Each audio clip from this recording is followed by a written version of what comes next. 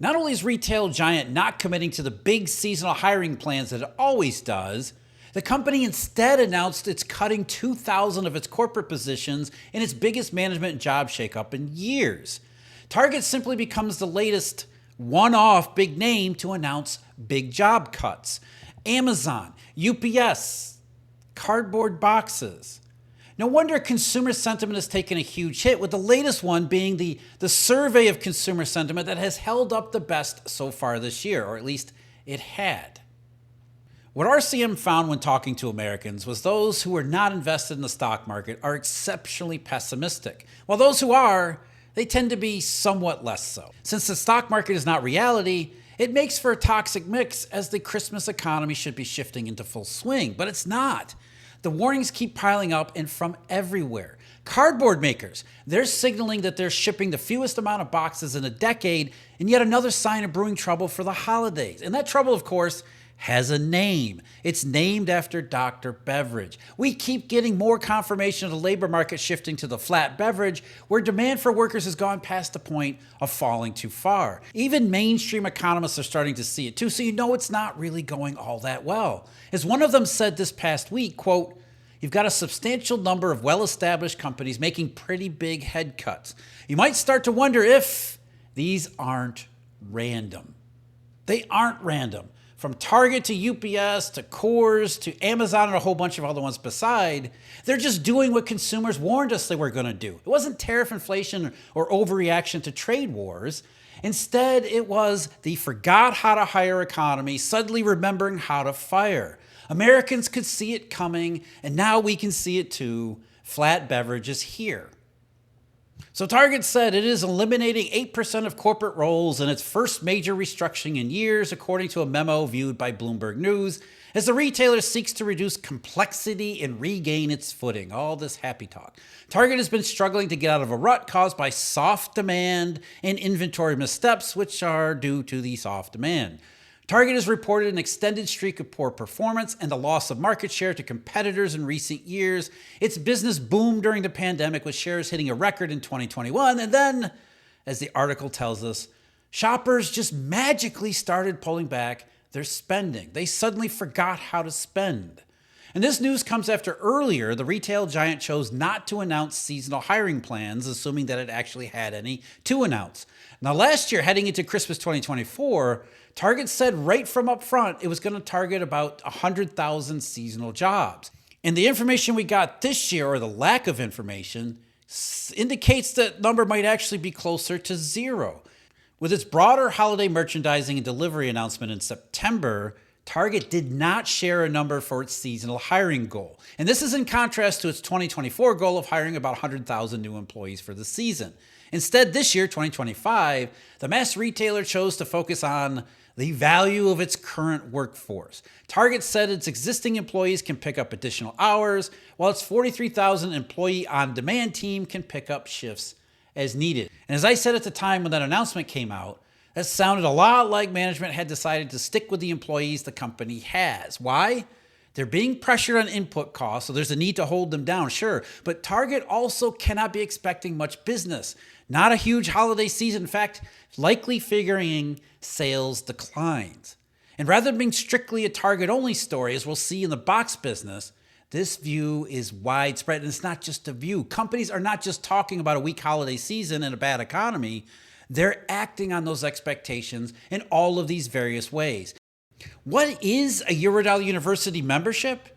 It's where understanding the monetary world isn't a mystery, it's a method. If you're serious about your financial education and you want clarity in a world of volatility and misunderstanding, this is for you. Mainstream education has left so many gaps on the most foundational concepts, making sense of everything is practically impossible otherwise. With our memberships, we'll fill in everything that you've been missing. Whether you're starting out or sharpening your edge, our memberships scale with your goals. At Eurodollar University, we teach you about how money really works so that you can evaluate fundamentals and make grounded decisions. With a Eurodollar University membership, you get a comprehensive library of foundational and advanced lectures, in-depth case studies and real-world analyses, live Q&A sessions, regular updates on macro trends and even some central bank policies. And most important, how to interpret critical derivative market signals you will not find anywhere else. You can't be in position to succeed if you don't know how it all really works and fits together. So if you're ready to explore, master monetary systems, both past and future, with structure, clarity, and confidence, click the link in the description to visit eurodollar.university/memberships to join us today. Now back to the article I originally cited. The complexity that we've created over time has been holding us back, according to Michael Fidelki, who's the Chief Operating Officer and incoming CEO for Target. He said, too many layers and overlapping work have slowed decisions, making it harder to bring ideas to life. Like the economist said in the intro, you see enough of these announcements and all of them using the same phrases and language, and you very quickly realize these are not just random one-offs. They're made to sound like it, but this is getting uncomfortably common. And to show you what I mean, that this isn't just a Target issue, compare the statement from the incoming CEO that I just read to you with the one made by Amazon's chief executive, Andy Jassy, from last week. He said, if you grow as fast as we did for several years, the size of business, the number of people, the number of locations, the types of businesses you're in, you end up with a lot more people than what you had before. You end up with a lot more layers. Layers aren't a bad thing when you're expecting a big pickup in volume like everyone should have been at this time of year. When the economy turns and spending pulls back, all of a sudden layers and employees get in the way of business, slowing decisions and blah, blah, blah, blah. What really happened and what is still happening, very simple. All these companies and their managers miscalculated on a whole lot of factors. They believed that the trouble earlier in the year really was an overreaction to tariffs or tariff-created uncertainty. And if it really was, then once the trade deals got hammered out by the government and that uncertainty faded, there would be a second half rebound, if not a second half surge. Consumers would eventually come flocking back, especially as the stock market soared and told them the economy was going to be just fine. Unfortunately, stocks aren't reality, they're the casino. And a good example of that is UPS. Now, this is actually a case where the stock market is looking at UPS from a fundamental perspective, though it might actually be because UPS is not a sexy AI bubble story, and therefore people are avoiding it because it's icky old economy. Either way, UPS, on its business terms, has been forced into deep layoffs, leading the transition from the beverage curve from the front. It has not been a good year for the shipping giant, which was hoping there would be a major rebound underway by now after the tariff uncertainty had actually dissipated. But on the contrary, with none of that anywhere in sight, what Brown did for the economy was lead its transition to flat beverage. Going to an article just a couple days ago, UPS has since last year reduced its workforce by 48,000 employees, the company said on Tuesday, in a cost-cutting drive aimed at bolstering profits and winning back investors. The Atlanta-based delivery company, which had nearly 500,000 employees at the start of the year, said 34,000 positions were cut this year among its drivers and warehouse workers, mostly in the U.S., and the other 14,000 came out of management's ranks in cuts that began last year. Now, UPS reported net income of $1.3 billion in the third quarter, which was actually down from $1.5 billion a year earlier, with revenue also down, totaling $21.4 billion in the third quarter, declining from $22.4 billion last year. So given those results, combined with macroeconomic reality that looks nothing like the NASDAQ, job losses here more than anywhere were inevitable. I guess there are just too many layers of drivers and warehouse workers when there aren't enough packages being shipped through those warehouses to be delivered by drivers to consumers who aren't buying because they never bought the problem being trade wars in the first place. And you better believe that if UPS is shipping fewer goods, the goods economy overall is making less stuff. It's a point that's been echoed in soft sentiment surveys like the ISM's manufacturing, which just came out yesterday, still in contraction, still lower labor utilization, as well as other hard data sources like cardboard boxes. Now, this is one that I pointed to earlier a quarter ago that had already suggested things were leaning the wrong way toward the summertime, back to school. Now here we get on the cusp of the holiday season, and what box manufacturers have to say about the economy actually fits with everything that we're talking about here. An extended slowdown in sales of cardboard boxes is intensifying concern that this holiday season will be a disappointing one for U.S. retailers. U.S. corrugated box shipments fell to the lowest third quarter reading since 2015, maintaining the more measured pace seen in the previous quarter, according to Friday data from industry group Fiber Box Association. Packaging companies in recent weeks have warned that economic uncertainty is weighing on retailers and consumers. I really hate how they keep calling this economic uncertainty, because as I keep pointing out to you, the economy keeps getting more, not less certain. It's just that this certainty doesn't look like the one that we've been told it was going to be, or the one that these companies were expecting it to be. It's also the reason why there is not now, nor will there be, tariff inflation. Companies can't pass on those costs to consumers because consumers aren't buying what's available right now. There's bad economics in every direction. As I said Sunday, the economy is showing ill health everywhere you look, which only leads down one possible road. That's falling volumes, and therefore more reasons to go from no hiring and no firing to no hiring and some firing. This isn't just a goods economy problem either. What we're talking about with UPS shipments and cardboard boxes, they're proxies for overall demand across the entire economy and outside the United States too. Services firms struggle just as much under these conditions, especially since so much of services are dedicated to shipping, storing, and selling stuff. So going back to the article here, paper and packaging giant Smurfit Westrock last week reported an 8.7% drop in North America same-day box volumes in the third quarter compared to a year earlier. 8.7%. Shares plunged more than 12% to the lowest closing price since trading began in July 2024, while Packaging Corp of America also dropped. U.S. box industry shipments are poised to drop 1% to 1.5% this year versus 2024, quote, due to factors like trade uncertainty, soft consumer sentiment, and weak housing market, at least according to International Paper CEO Andy Silvernail and what he said in an earnings call last week. This is an important part, that marks a reversal from expectations at the beginning of this year for an annual gain. And see what I mean about the mistakes, miscalculating? International Paper admitted they were expecting, after initial softness early part of this year, the second half would, at the very least, start to form a base for a rebound. Things would stabilize, start to pick up, and then hopefully you get to 2026 and things take off. You don't need to start firing workers because everything is on the upswing. It was all just an overreaction to tariffs. But what if it wasn't just an overreaction for tariffs? What if it was instead flat beverage? So you get past the uncertainty over tariffs, consumers are elated by stocks filled with the mythical wealth effect, and it should have slowly shifted back to the spendthrift ways of American consumers. Everyone was expecting the second half rebound, and no one got it. Consumers have been gloomy all year, warned it was going to happen this way. They said consistently all along, the problem was not trade wars. It wasn't even inflation. It was always jobs and incomes. The labor market weakened last summer, not even this summer, last summer. And once the economy got over the artificial tariff distortions from last December and the first few months of this year, it's been all beverage curves since then.